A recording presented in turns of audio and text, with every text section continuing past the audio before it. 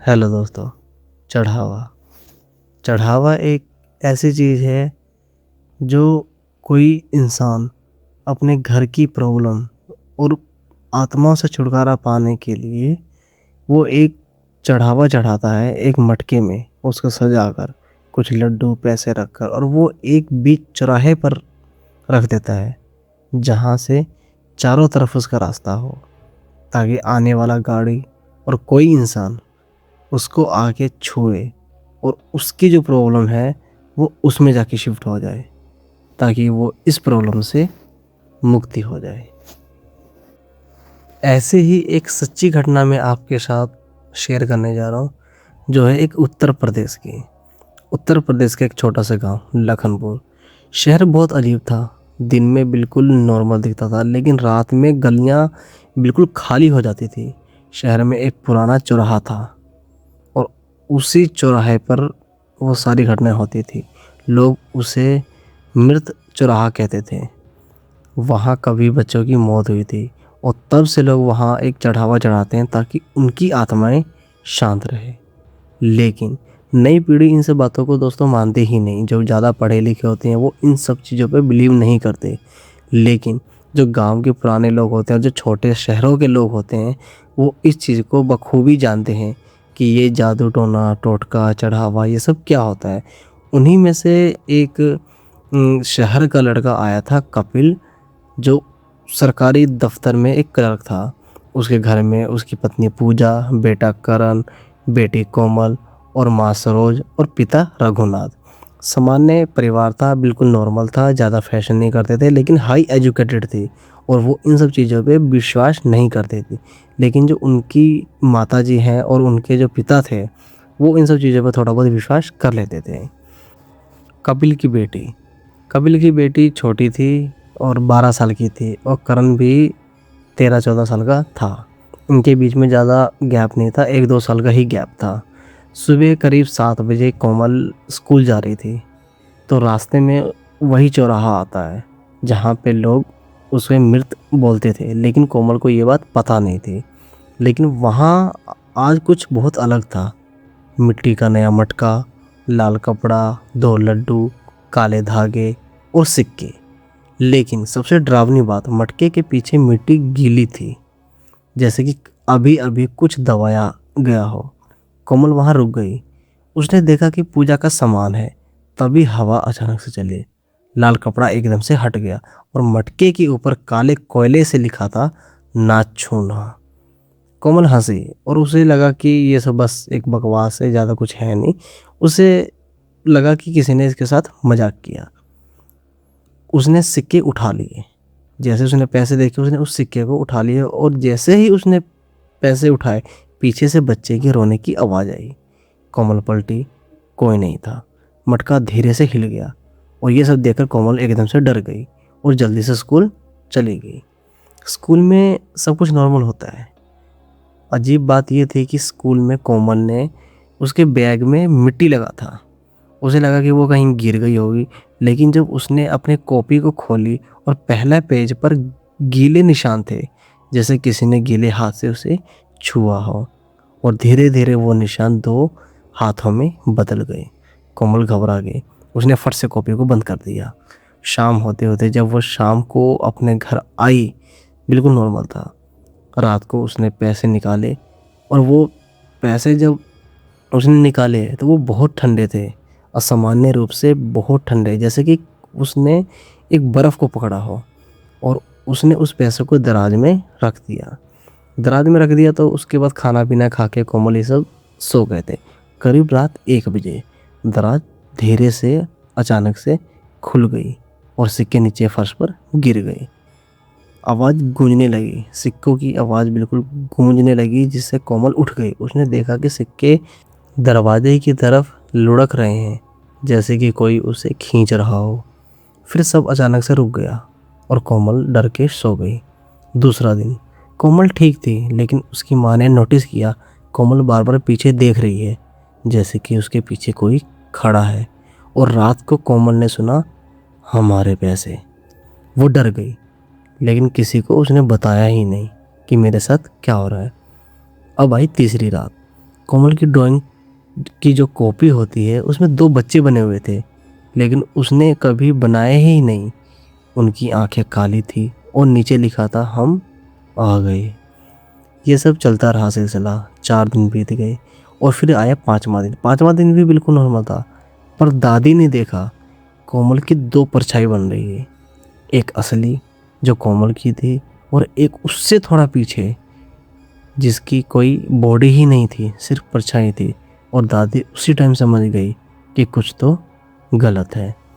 और जैसे ही 5 दिन बीत गए, छठा दिन जो आता है वो आता है अमावस की रात। अमावस की रात थी, करीब 2:17 हो रहे थे और कोमल अचानक से बैठ गई। उसकी आंखें खुल गई, लेकिन वो सो रही थी। उसे पता ही नहीं था कि मेरे साथ हो क्या रहा है। उसने कहा, तुमने हमारे पैसे लिए। और दादी ने ये सब उसको सुन लिया। कमरे में 2 छोटे पैर के जो निशान बन रहे थे मिट्टी वाले, जो गीली मिट्टी के थे, वो धीरे धीरे कोमल के बिस्तर तक पहुंच गए। फिर कोमल हवा में अचानक से उठ गई। पूजा चीखी और दादी चिल्लाई। और दादी जैसे ही चिल्लाई, उसने फट से उसने बोला कि इसने चढ़ावा उठा लिया है। और यहीं से शुरू होती है 3 दिन का असली आतंक। उस अमावस की रात को कमरे में अफरा तफरी मच चुकी थी। कोमल बिस्तर से करीब 1 फुट ऊपर उठ गई थी और उसके बाल नीचे लटक रहे थे। आंखें बंद, लेकिन होठ हिल रहे थे। वो एक ही बात को दोहरा रही थी, हमारे पैसे वापस। अचानक उसका शरीर से बिस्तर पर गिरा। एकदम से उसका शरीर बिस्तर पर गिरते ही पूजा रोने लगी। कपिल वहाँ आया और वो बहुत ही ज़्यादा घबरा गया, लेकिन दादी का चेहरा बिल्कुल पीला पड़ चुका था। और वो धीरे से बोली, ये चौराहा का चौड़ावा था, इसने उठा लिया। और कपिल ने पूछा, तो अब हम क्या करें दादी? दादी ने बोली, अब ये इन्हें लेने आए हैं। और ये सब सुनकर कबीर का तो दिल ही बैठ गया कि हमारे साथ क्या हो गया। फिर अगले दिन जैसे ही सुबह होती है, सुबह होते ही दादी गांव के बाहर रहने वाले एक तांत्रिक पंडित को लेकर आती है। और जैसे ही पंडित घर के अंदर गेट पर पहुंचता है, वो रुक गया। उसने ज़मीन में देखी और बोला, ये घर पहले से ही चिन्हित हो चुका है। और कपिल डर गया और बोला, इसका मतलब?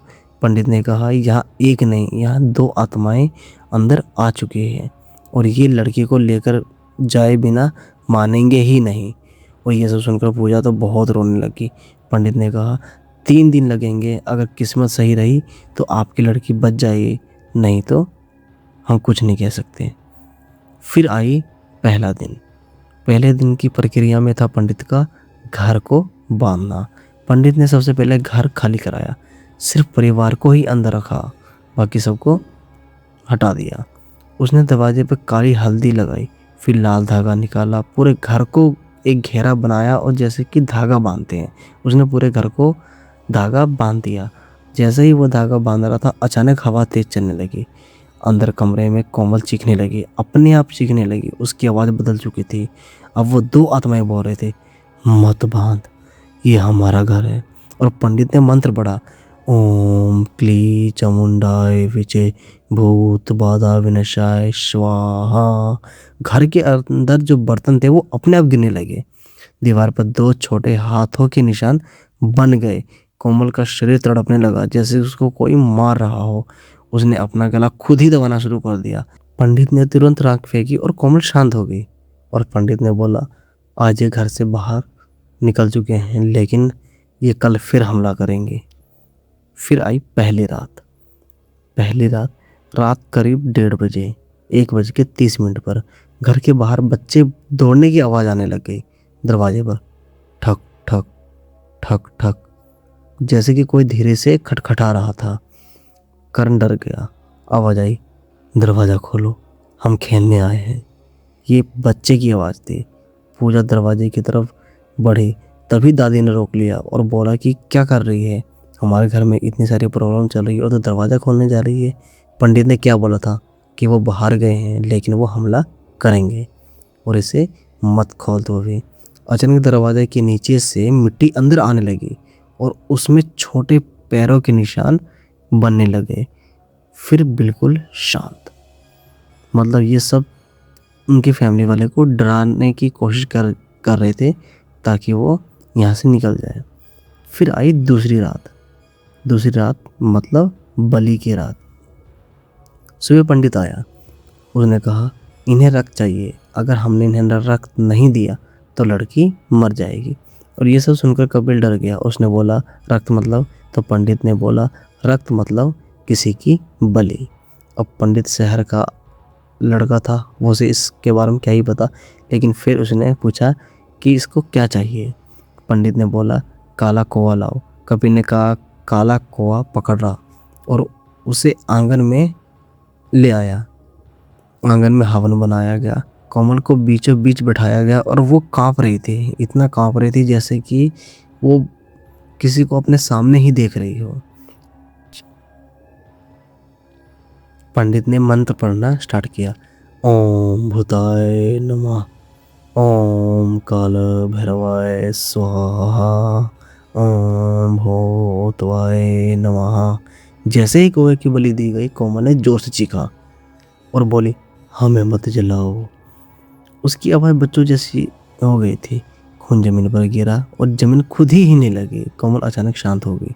पंडित ने बोला आज ये कमज़ोर हुई है, लेकिन हमें इसे रोकना पड़ेगा। दूसरी रात करीब 2 बजे कोमल अचानक से उठ गई और उठकर वो दरवाजे की तरफ आगे बढ़ने लगी। उसने दरवाजे को खोलने की कोशिश की और ये सब देखकर करण ने उसे रोका। कोमल पलटी और उसके आंखें पूरी काली थी। वो बोली वो बाहर खड़े हैं, मुझे बुला रहे हैं। खिड़की पर 2 बच्चे खड़े थे, जैसे कि उन्हें ही बुला रहे हों, लेकिन जैसे ही कपिल ने देखा वो गायब हो गया। अब आया तीसरा दिन, मतलब ताबीज वाला दिन। पंडित सुबह सुबह आया। उसने कहा आज अंतिम दिन है। पंडित ने एक ताबीज बनाया और उसके अंदर शमशान की राख, नींबू, लौंग, काला धागा और मंत्र लिखी हुई पर्ची। और उसने उस ताबीज को हाथ में लेकर और उसने मंत्र पढ़ना स्टार्ट किया, ओम कले कलेकाय भूत प्रेत नाशाय रक्षा कवच धारयं नमः। उसने ताबीज को कोमल के गले में बांधा और जैसे ही ताबीज उसके गले में लगा, कोमल जोर से चीखी। उसके मुंह से आवाज आई हम फिर आएंगे, और वो बेहोश हो गई। पंडित ने बोला अभी कुछ समय तक नहीं आएंगे, लेकिन चढ़ावा वापस नहीं किया तो ये लौटेंगे, और जब ये लौटेंगे तो अब की बारी किसी ना किसी को लेकर जाएंगे। और ये सब सुनकर दादी का दिल बैठ गया, क्योंकि पैसे अभी भी घर में ही थे और किसी ने उसे वापस ही नहीं रखा था। और उसी दिन से तूफान से आने से पहले वाली शांति शुरू हो गई। पंडित के ताबीज बांधने के बाद घर में धीरे धीरे सब सामान्य होने लग गया। कोमल फिर से हंसने लगी, स्कूल जाने लगी और रात में उसने डरना भी बंद कर दिया। पंडित ने जाते जाते एक बात कही थी, ताबीज रक्षा है, समाधान नहीं। चढ़ावा लौटाओ, नहीं तो ये वापस आएंगे।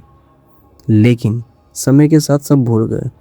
दराज में जो पड़े थे सिक्के वहीं पड़े रहे और सब सामान्य होते होते बिल्कुल जो इतना भूल चुके थे कि 3 महीने बाद गर्मी ख़त्म हो रही थी, बरसात का मौसम शुरू हुआ था।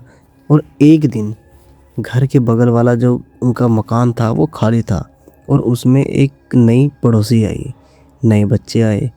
उनके नए पड़ोसी रमेश, उनकी पत्नी और 2 बच्चे, एक लड़का और एक लड़की। जैसे ही कोमल ने उसे देखा, कोमल के तो चेहरा ही सफ़ेद हो गया और वो डर गई, जैसे कि उसने कभी देखा है उसे। और पूजा उसे पूछी कि क्या हुआ बेटा, तो कोमल ने धीरे से बोला मैंने इन्हें कहीं देखा है, लेकिन मुझे कुछ याद नहीं आया। और पूजा ने बोला इसका वहम है, और उसने ज़्यादा इस चीज़ को सीरियस नहीं लिया और वो चली गई। और पहली अजीब बात, उस रात कोमल को सपना आया और वो उसी चौराहे पर खड़े थे। मटका टूटा हुआ था, उसके अंदर मिट्टी थी और मिट्टी में 2 छोटे हाथ बाहर निकल रहे थे। पीछे वही 2 बच्चे खड़े थे और कोमल बहुत डर चुकी थी। और वो बच्चे बोले हम आ गए हैं। कोमल अचानक से उठ गई, पसीने में भीगी हुई। ताबीज बहुत गर्म हो चुका था, इतना गर्म जैसे कि जल रहा हो। दूसरा दिन नए पड़ोसी के बच्चे खेलने आए। जैसे पड़ोसी होते हैं आपके मेरे, जो भी पड़ोसी हैं वो एक दूसरे से, वो बच्चे हैं तो वो खेलने के लिए आ गए थे। लड़की मुस्कुरा रही थी, लेकिन उसकी मुस्कान थी वो बिल्कुल ही अजीब थी। वो धीरे से कोमल के पास आई और बोली, तुमने हमारे पैसे लिए थे ना? कोमल डर गई और बोली, कौन से पैसे? तभी लड़का हंसा और बोला, तुम भूल गए, कोई बात नहीं, हम यहीं रहेंगे। और तभी पूजा आई और बच्चे बिल्कुल ही नॉर्मल हो गए, जैसे कि वहाँ कुछ हुआ ही नहीं था। तो अब कोमल का तो बिल्कुल बुरा हाल हो चुका था कि अब तो उसका तो समझ से बाहर था कि अब होने क्या वाला है। फिर आई तीसरा दिन। कोमल फिर से सामान्य हो गई, लेकिन उसे कुछ याद ही नहीं रहा। शाम को सब बच्चे खेल रहे थे। पड़ोसी की लड़की ने जेब से लड्डू निकाला और लड्डू का रंग जो था वो बिल्कुल लाल था। जो वो लड़की लड्डू लेकर आई थी उसने कोमल को दिया और बोला कि ये प्रसाद है, खा लो। और कोमल ने बिना कुछ सोचे समझे उसे प्रसाद समझ कर खा लिया। और जैसे ही उसने प्रसाद खाया, ताबीज खुद हिलने लग गया, लेकिन किसी ने ध्यान ही नहीं दिया। उसी रात करीब 12:40 पर कोमल अचानक से उठी। उसने देखा कि दीवार पर कुछ चल रहा है और धीरे धीरे तो बच्चे की परछाई बन रही है। और कोमल मुस्कुराई और बोली, तुम आ गए। तभी ताबीज खुद ब खुद टूट गया। धागा जमीन पर गिर गया। कमरे में बदबू फैल गई, जैसे कि गीली मिट्टी सड़ रही हो। और जैसे सुबह हुआ तो पूजा ने देखा कि ताबीज टूटा हुआ है, और वो ये सब देखकर बिल्कुल शॉक हो गई। कोमल की ड्राइंग पर कॉपी खुली हुई थी, उसमें नई पेंटिंग बनी हुई थी। घर घर के सामने 3 कब्रें, नीचे लिखा था, अब पूरा परिवार। पूजा ये सब देखकर बिल्कुल घबरा गई। तभी दादी ने आवाज़ लगाई, इधर आओ। दीवार पर लाल रंग के हाथ के निशान बने हुए थे, लेकिन वो रंग नहीं था, बल्कि वो खून था। उसी शाम और उसी शाम कोमल बिल्कुल चुप बैठी थी। अचानक उसने बोलना शुरू किया, वो पहले मुझे लेंगे, फिर करण, फिर पापा। और कपिल जो उसका पापा था वो बहुत गुस्सा हुए और बोले कि चुप रहो, ये क्या बोल रही है। कोमल धीरे से हंसने लगी और बोली, हम मजाक नहीं कर रहे। आवाज़ उसकी नहीं थी। आवाज़ तो ऐसे था जैसे कि बस बॉडी उसकी हो, लेकिन बुलवा कोई और रहा है। पर ये सब उनकी फैमिली वाले समझ चुके थे, क्योंकि वो इस चीज़ को फेस कर चुके थे कि हमारे साथ पहले क्या हुआ है। रात को तो असली खेल शुरू होने वाला था। रात करीब 2 बजे कमरे में 2 छोटे पैरों के निशान धीरे धीरे बिस्तर तक आ रहे थे। कोमल अचानक से फिर से हवा में उठ गई। उसकी गर्दन पीछे मुड़ गई और वो चीखी, हमें लड्डू दे दिया, अब ये हमारी है। मतलब वो उठ के वही दोहरा रही है कि ये मेरी है। घर की लाइट बिल्कुल खुद ब खुद बंद हो गई। दरवाजे जोर से हिलने लगे और पूजा रोने लग गई। दादी बोली, ये वापस आ गए हैं और इस बार ताबीज भी नहीं है। दोस्तों, अब मौत का सिलसिला शुरू होने वाला था।